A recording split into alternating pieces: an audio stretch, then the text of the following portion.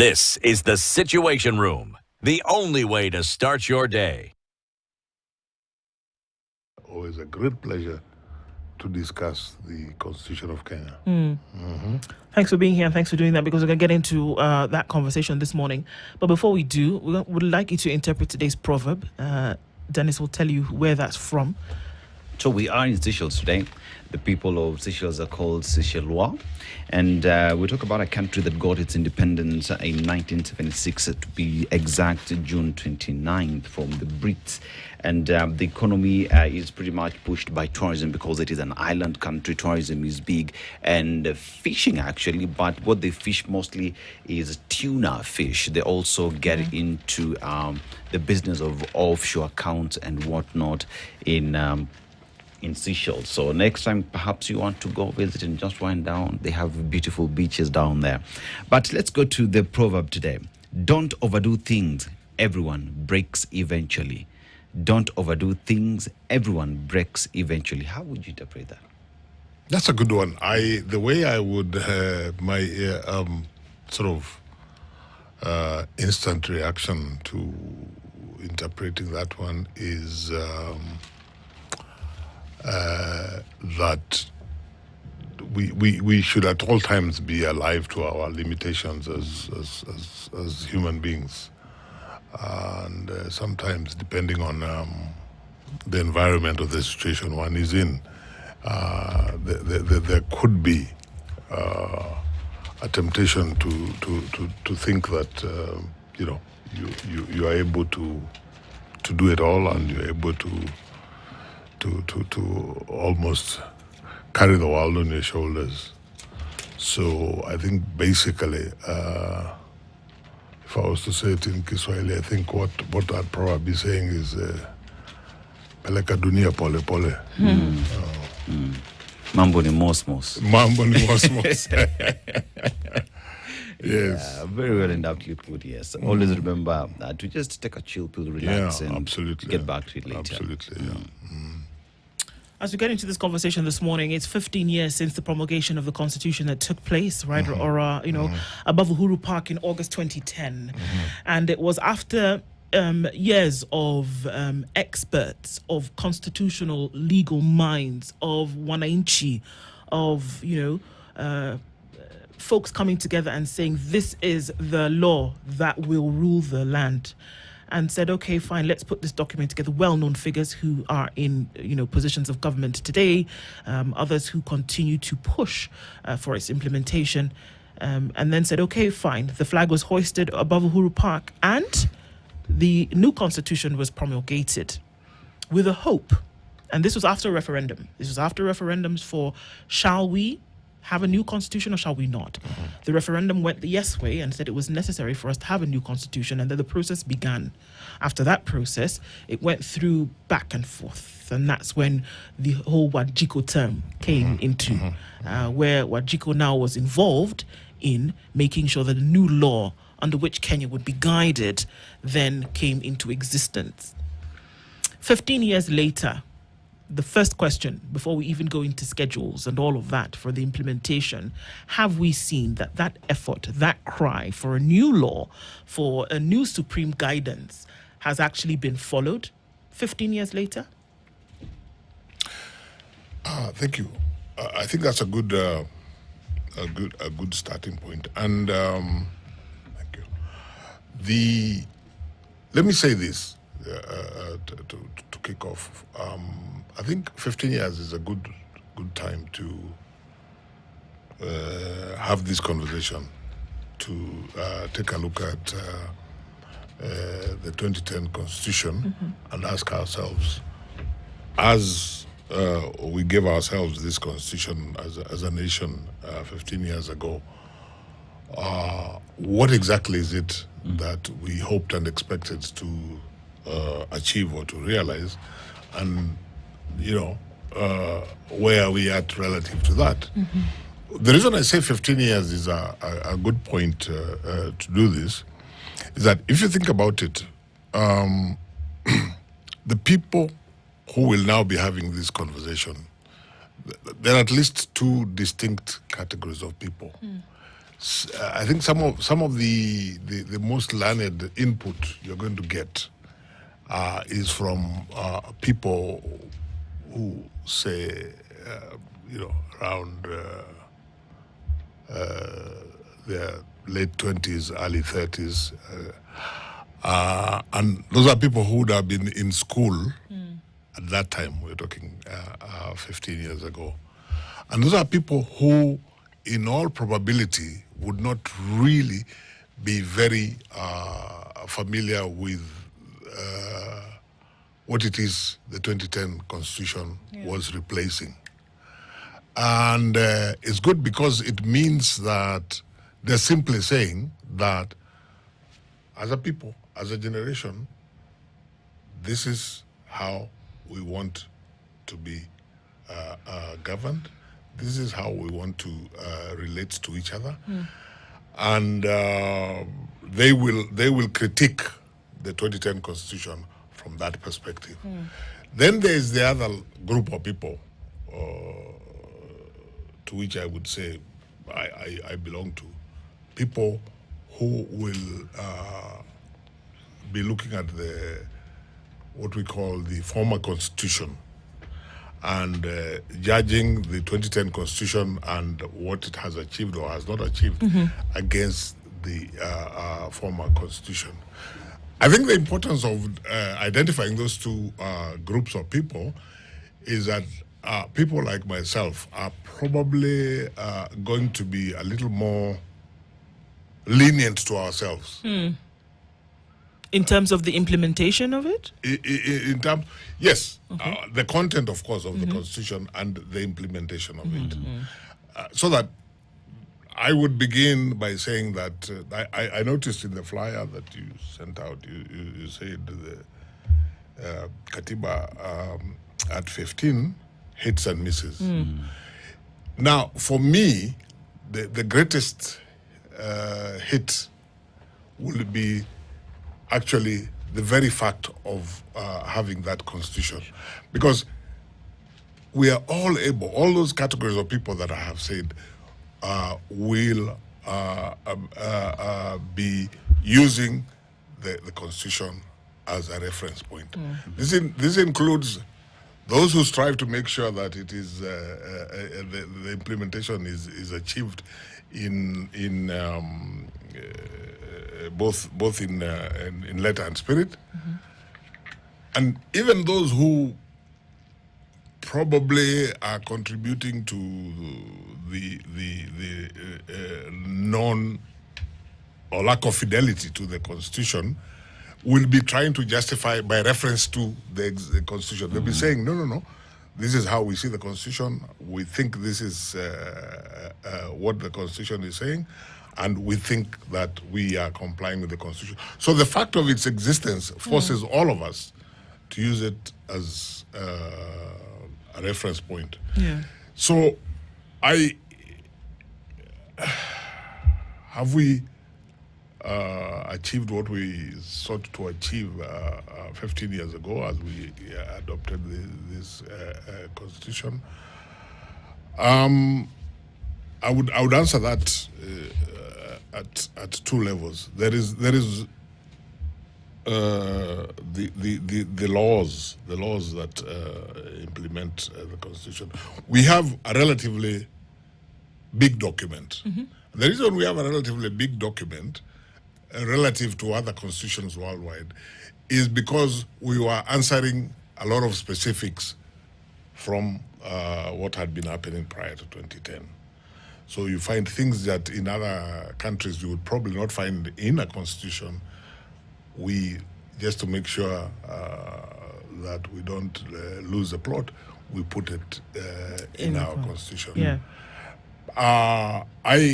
As you all know, I was privileged to be among the team that was tasked to oversee the implementation, initial implementation of the Constitution. And when I look back, and now I'm going to what I consider to be one of the major misses. Remember? The hits and misses. The framers of the Constitution did a good job, but You know, hindsight is always perfect vision. I think what was not sufficiently addressed is how are we going to ensure that the implementation of the Constitution is sustained sufficiently long for this Constitution to more or less become a culture. And to a certain extent, that is what the framers, I believe, of the Constitution sought to do by creating this body called the Commission for the Implementation of the Constitution. What was it actually supposed to do? I know what the title says. It was supposed to oversight the implementation of the then new constitution, and there was a process, and this oversight was at several levels. One of them was the constitution was not and is not self-executing, so it was necessary to create a lot of new laws and to review the existing laws to make sure that they were consistent with the letter and spirit of the Constitution. The other thing, of course, alongside other constitutional commissions, the CIC had a mandate of promoting constitutionalism. Now, that promotion of constitutionalism is, I think, one area where I think we have done poorly. Writing the laws and you know, endeavoring to have laws that implement the provisions of the Constitution. I think as a country we haven't done too badly. But inculcating this culture of constitutionalism, I think as a country we have done abysmally. So as you talk about the implementation of the Constitution, I remember back in the days when we were coming together with matters to do with the devolution, ensuring the devolution takes charge, and other laws that were put in place, you find that over time there are other laws that have been passed by the legislature that in one way or the other have made the implementation of this Constitution to be difficult in terms of lowering the threshold the Constitution had put in place before. And one would say all that is so that people would get away with what it is they want. Because you talk about the culture of the Constitution in Kenya, and one would say the Constitution is only given reference when there is a matter at stake, but it is not our daily life. And one would ask, how then do we ensure that as Kenyans, we don't say we have the 2010 Constitution, that we live and embrace the 2010 Constitution? It is part of who we are as a people. That then is the major. That's the major problem. Now you mentioned perhaps laws and other actions or omissions which have in that period made the achievement of what the Constitution sought to do difficult. When you think about it, this shouldn't surprise us. Why? Because this Constitution, relative to the former Constitution and relative to how we formerly lived as a nation, this Constitution is very radical, transformative, and therefore people are going to resist it, especially not so much the people of Kenya, because the people of Kenya were responding to the experience they had, which is what propelled them to give themselves a new constitution. But those who had the responsibility to govern whether you're talking then of the executive, whether you're talking of parliament, all of them. So the reaction was that, and I remember very, very, very distinctly when we started the process of implementation of the Constitution, there was a lot of this attitude is, look, hii mambo ya serikali, we have done it for a long time. Tunaijua, and it works. So hii maneno ngine mnatuambia that they may not have said it all the time in so many words, but basically they were resisting change. Even those, if I could just finish. Yes, please. Even those who, generally speaking, were pro-change, were pro-Katiba, they would reach a point where they say, "Aye, there," and the there they're talking about is what is expected from the Katiba, but they would balk. I remember, just to give you an interesting anecdote, when we were writing the leadership and integrity legislation under Chapter 6, the process that was being used to write the laws is that we would liaise with whichever executive department it is. Then we would write the laws, but at the end of the day, the law was going to be passed by Parliament, and it was going to be presented to Parliament by the executive. That's just the dynamics of it. And a lot of it, we started this is under the coalition government. That's really when we started the process. It's a coalition government that really midwifed the Constitution. And let me say that by and large, the leadership of the coalition government was very supportive, very pro the Constitution. But even they balked at some point. I remember one incident. This is the anecdote I was going to give you. When we were writing that leadership and integrity law, we've written the law.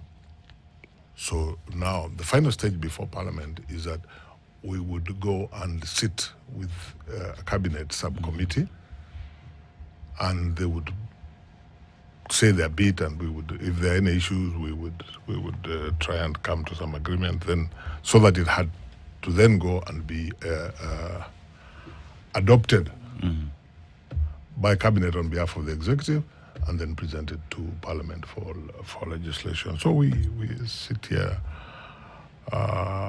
with those of us who are involved, which is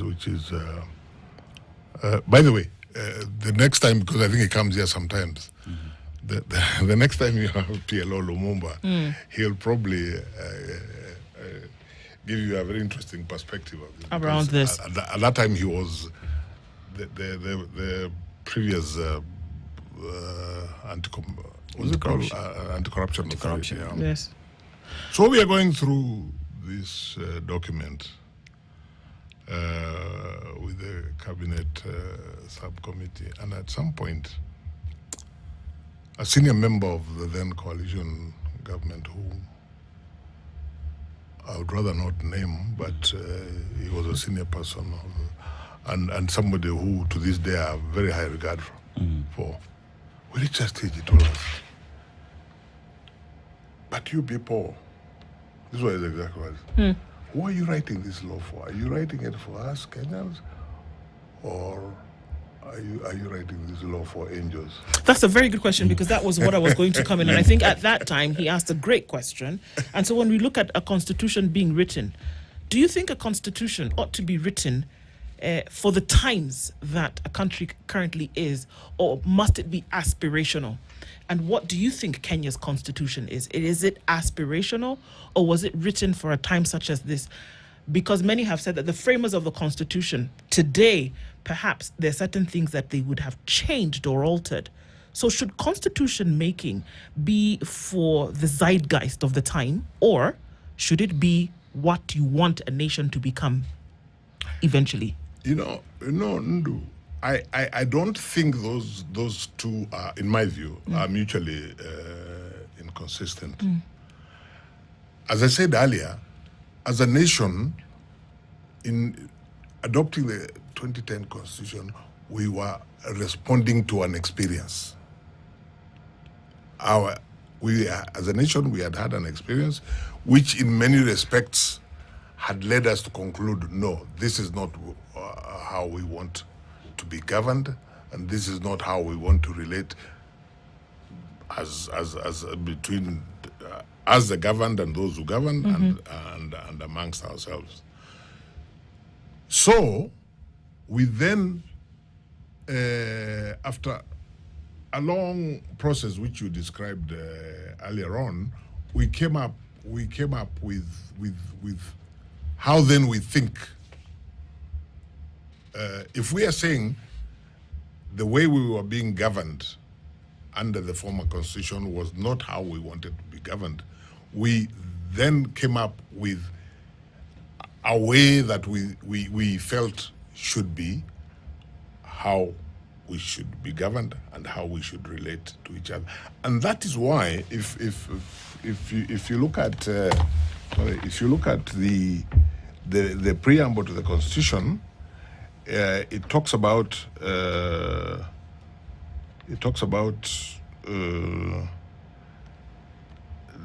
proud of our ethnic, cultural, and religious diversity, and determined to live in peace and unity as one indivisible sovereign nation.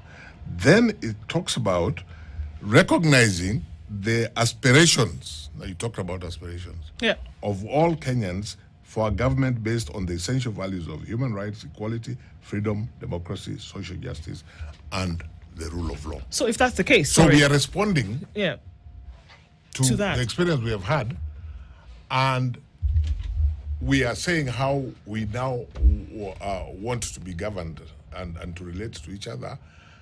And to that extent, the latter is then aspiration. So then what responsibility then is borne by those who govern? Because this constitution is for those who are governed and those who govern. Yes. That the constitution, its making and its implementation doesn't give you a choice as to whether you're going to go by it or not. That you're bound by it. It's not a suggestion. Absolutely. So you're bound by it, whether you govern or you are governed. Absolutely. And that was my question. Yes. That because of a law that binds you as somebody who is in a position of leadership or somebody who is a citizen, it binds you, so you don't have a choice. Now, at the time that it was being framed, and in the times where schedules of it then have been implemented, we're still out on some of them. Those who govern, do we see that this constitution has become a suggestion?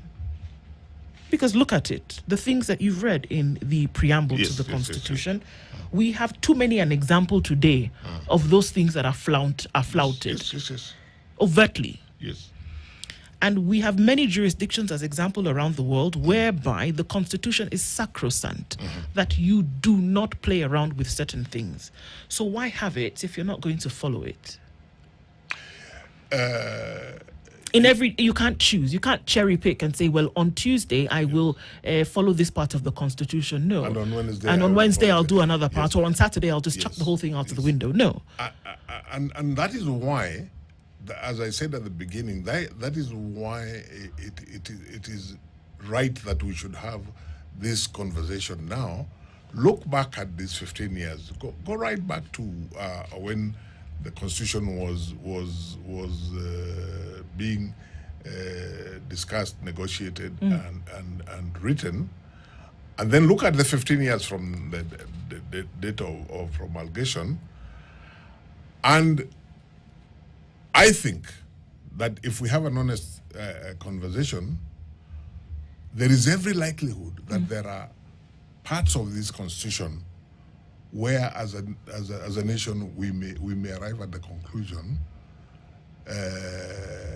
that the aspiration, going back to the aspect that is aspiration, what we put in this constitution as far as aspiration is concerned, there are things that we are likely to say no.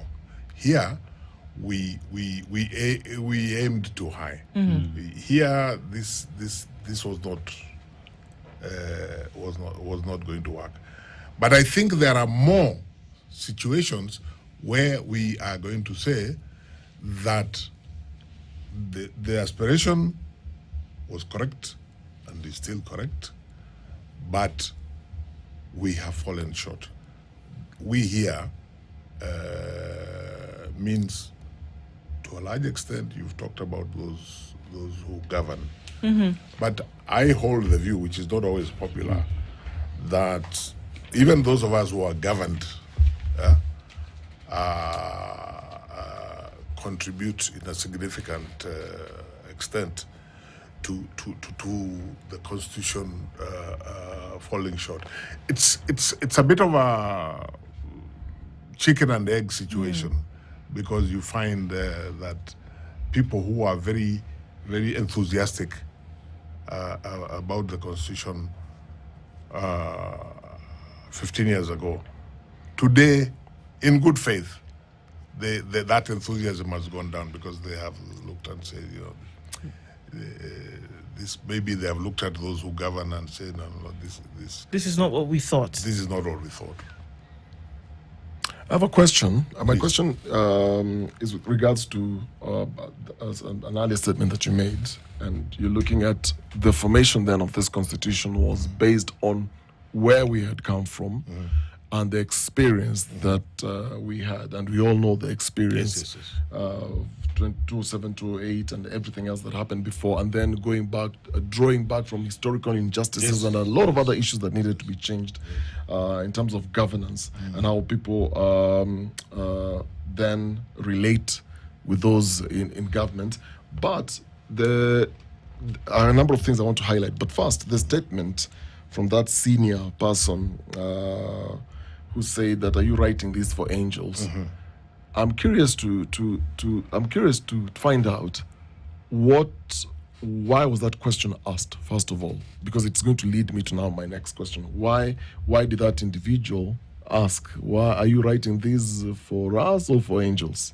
What was the thinking around the question? Okay, my understanding. Yes. My understanding, and as I say, I want to emphasize, and I hope that I don't overemphasize it to the extent where you now begin to identify who. but my understanding, I want to emphasize that this is somebody who, without a doubt, is generally pro the Constitution. Yes. But felt that in that instance, we were perhaps being too idealistic. And in my view, this is informed again by where we are coming from, because the person is looking at, okay, we want to really, in general terms, we this animal called corruption, we want to do away with it. But it's like the person was asking, in wanting to do away with it, do we really have to go to that extent, or can we? And in the end, of course, the legislation was watered down, and I hold the view that that has contributed significantly to slowing down the fight against corruption, which chapter 6, which is a very short chapter in this constitution, but what it was responding to. I'll just give it as an example. Yeah. So, which leads me to my next question. I mean, I think we all agree. You said our document is bulky compared to other nations. Yes. And in no simpler terms, it's normally say that it's a very progressive constitution globally. Yes. But there are several areas Yes. that have been highlighted before, and I just want to quickly highlight some of these areas, Yes, yes. or partially just highlight some of these areas Yeah. where it almost feels we're talking about hits and misses, Yes. but then there is also gaps. Yes. For example, because you're talking about corruption, one of the things that constantly we battle with on this show every morning when you're looking at the headlines is the issue of corruption. And the issue of corruption is not just at the executive level in terms of national government, but it goes all the way to the counties, to the extent that every time you look at the auditor's reports, you get overwhelmed by the numbers. You get lost in the numbers because it is so deep. Now, when you look at these counties and the idea to decentralize government, the Constitution then created the 47 counties. But in creating, in decentralizing power, there is the element of anticipating in the next 10 years, in the next 15 years, in the next 20 years, how is our economy going to grow, and how do we anticipate the cost of sustaining this system of governance? That is one thing I want to find out. Did you and did the framers then sit to think through, this is what is going to be needed, apart from just setting the structures, but is what is supporting the structures, the cost implication of supporting what some would call a bloated structure in terms of salaries, allowances, recurrent expenditures, and so on and so forth. That is one. Now, in terms of political accountability, which is in that chapter you've just referenced, the strengthening of political rights, freedoms of association, rights to pickets, multi-party democracy, and so on and so forth. We were coming from a place where we had a coalition government at that stage. Then, did the Constitution also anticipate to tighten rules around party discipline and coalition management? Because it has always been an issue in this country, every election cycle. That is two. Now, number three, we've had, I'm just combining all these things. You'll give just one answer. Okay. Number three is looking at the role then of the Senate or Parliament.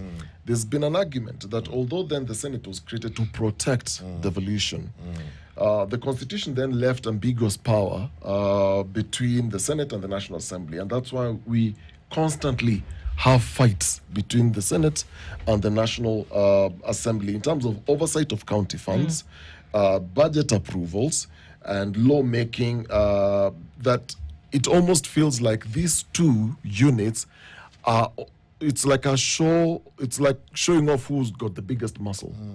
Yet the Constitution, as everybody says, it's very, very clear. I can go on and on, but just on those three, there is the issue of now oversight from Parliament. There's the issue of the management of these 47 counties. Did the Constitution and you, as part of the framers, anticipate that 15 years later, we'll be having the kind of problem we have today? You know, the first day that I went into office, even before then, as the chair of CSE, even before then, having looked at this document, as somebody familiar with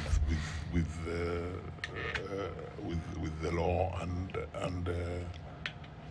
constitutions, and bearing in mind that this was a negotiated document responding to a whole host of things. From day one, to me and to many people, it was clear that there were provisions in this constitution which were problematic. One of them you have just mentioned. From day one, it was clear that the way that the framers of the constitution have created a bicameral parliament in a very different way from other constitutional, other places where they have a bicameral parliament, making it in many respects difficult to work, like that relationship between the Senate and National Assembly. From the one, you knew there was going to be a problem. Yes, it was. I think really many people could see it. But you see, remember This document was negotiated and largely written by people with vested interests. And it's very interesting. I don't want to mention people, but it's very interesting that several of the people who were at the forefront, for example, of structuring the parliament that we have in the Constitution in such a way that it creates confusion in terms of, for example, of hierarchy. Remember, at that time, there were sitting members of the National Assembly who the vested interest was that they saw this as the National Assembly ceding power to this other new body that we really don't know about. A year or so later, several of them were sitting in the Senate, and they suddenly realized, wait a minute, what is this? And they're the very same people who had the negotiations made it difficult for that because initially in those negotiations, and as happens in many other countries, the hierarchy is very clear. So those are problems which there are many problems which were there from the onset. Some of them, I dare say, it will be virtually impossible to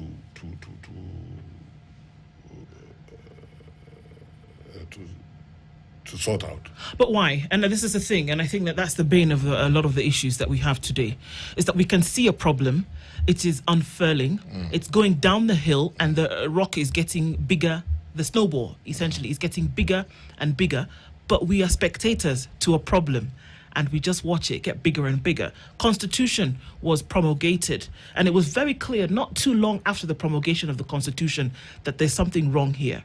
There's something wrong. We're not able to implement it, neither are we following it, but we're watching the thing roll down the hill. Why is it so difficult, even with something as sacred as the Constitution, to say, okay, here, we need to fix, we need to tweak, we need to turn this thing on its head, even with the Constitution that's supposed to be supreme? It seems to be an issue. Why is that?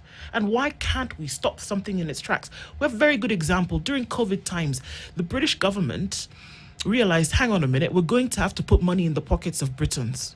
We've already budgeted for the year. But because we have a plan, we can stop everything and say, you know what, rebudget this thing and move it along. We don't seem to be able to do that. And why is it that even with the supreme law, which truly, if we want to be honest, is not supreme if it's not being followed, we don't tweak it, we don't change it, we don't implement it. We're watching the snowball go down the hill. Why? I go back to the point I made earlier about the resistance to change from the onset.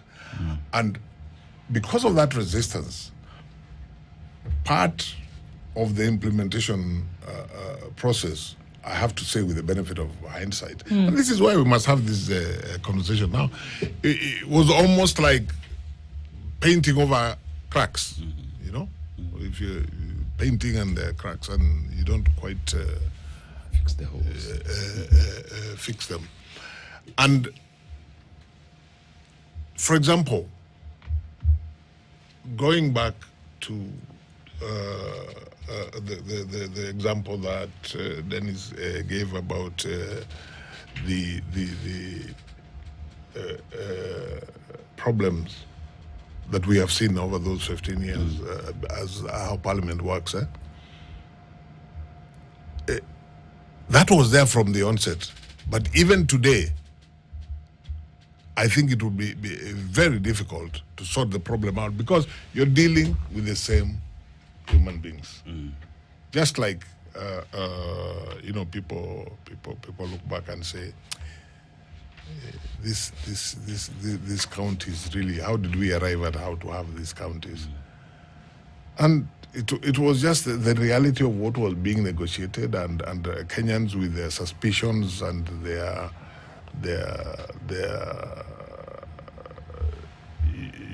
what has been inbuilt, because you have 47 counties, 3/4 of which are basically ethnic-based counties. And I'm not sure, I'm not an economist, but I'm not sure the viability in economic terms of those counties. But nobody would want to address that issue today. So there we cannot, we can't just blame those who govern. Those of us who are governed must take our share of responsibility. Absolutely. Yeah. Then again, you look at the Constitution the way it is, and one of the most important aspects in its implementation has always been a political goodwill. Yes. Why do I say that? Yes. You remember during when the process started, there was even how the Inspector General was being appointed. That was changed in Parliament to give the President the powers to appoint. Now you look at other factors on the same, even the matter of the regional coordinators being sent by the administration, saying the government has to be down there. It was a bond of contention back then. And one steps back and looks at the political goodwill in ensuring that the Constitution is implemented to the T and asks the question, have we seen that in governments that have come since the promulgation of the Constitution? You've just mentioned the regional commissioners and all that. I'm trying to see in the I'll find it at some point in the transitional provisions, because this was a negotiated document, and there are stages at which the negotiation did not yield a logical result. Yeah. So what you will find, and that's what I was looking for, I'll find it, is a provision in the transitional provisions of the Constitution which talks about reforming the system of government called provincial administration to align with this Constitution. It doesn't tell you. It's like you needed to say something about it, but you are not sure that what you have put in this Constitution in those terms is something that is workable. And yet you keep quiet. You're not sure, because you can see the exemplification of that suspicion in governance. Yes. You can see it in citizen participation. You are sure of your suspicion. You are sure that there's something wrong. You're sure that something is not following the path that it was envisioned in this document. But then, as is the bane of other things, we keep quiet again and watch the proverbial snowball rush down the hill. We don't do anything about it. We say, okay, something right is not quite happening right here. But then we don't aspire. We don't want to change it, because if we did, we would. We just watch it go down and we say, okay, yeah, something's wrong here. But, what can I do? And that's why I hold the view that this conversation is important. It's a starting point. We must have the conversation so that we identify or re-identify, because many of these things were quite visible at the time we were adopting the Constitution. But perhaps now, with the benefit of having seen in practice the difficulties of how it doesn't work, we could try and find solutions. Many of them I'm not personally quite sure what. May I ask you, Charles? Yes. Why do you think it is that there are certain jurisdictions in this world where their constitutions are unwritten? There's no document, there's no printables all over the place that people can walk around in their handbags or pockets. Why do you think they're unwritten? Because of basically, I would say it's the culture of constitutionalism. The culture of constitutionalism. So it becomes. You see, there are, although less so now. When I 40 years ago, when I was a law student in the UK, the UK actually had nothing written. Now over a period of time, there are bits and pieces, but they actually had, but they were very clear that they had a constitution. It is a culture which has evolved over time. But even where you have a written constitution, say the United States,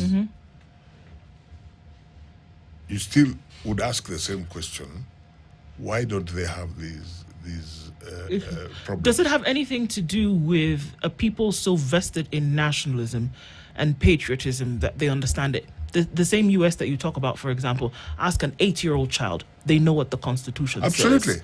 They carry it around with them in here Yeah. because they imbibe it. Do we have problems with constitutional implementation because we have problems with nationalism and patriotism from the very beginning? In a sense, my answer to that would be yes. But the question I would grapple with more is, how do you deal with that? And that's why I keep saying that where we have failed 15 years down the line as a nation is precisely in inculcating that culture of constitutionalism, so that it becomes second nature. Like you say, a primary school child knows. They don't have to know that this is Article 15, Chapter 15, or Chapter 6, Article 73, but they know in broad but accurate terms. They know, and this is where the whole issue of the spirit of the Constitution comes in. They know that this is what we have adopted as a people, in terms of what we should do, in terms of what we should not do.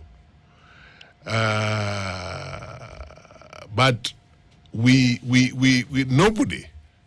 nobody has invested. Nobody has invested in, inculcating that culture in the people. Civic education is a responsibility which falls upon both levels of government. But in the 15 years since the promulgation of the Constitution, I don't think government at either level has even had a budget line for that. Civic education, for example. Yeah. Well, we do agree that starting these conversations and having them at this time is important when it comes to looking at 15 years down the line. And why we do have them is so that, can really ask questions that are pertinent to the existence of nations. Charles Nechai is the former chairperson of the Commission of the Implementation of the Constitution, has been our guest this hour for Katiba at 15. And more conversations, of course, continue. Charles, thank you for doing this morning. Asante sana. Asante sana. Thank you. Good morning. It's 8 a.m.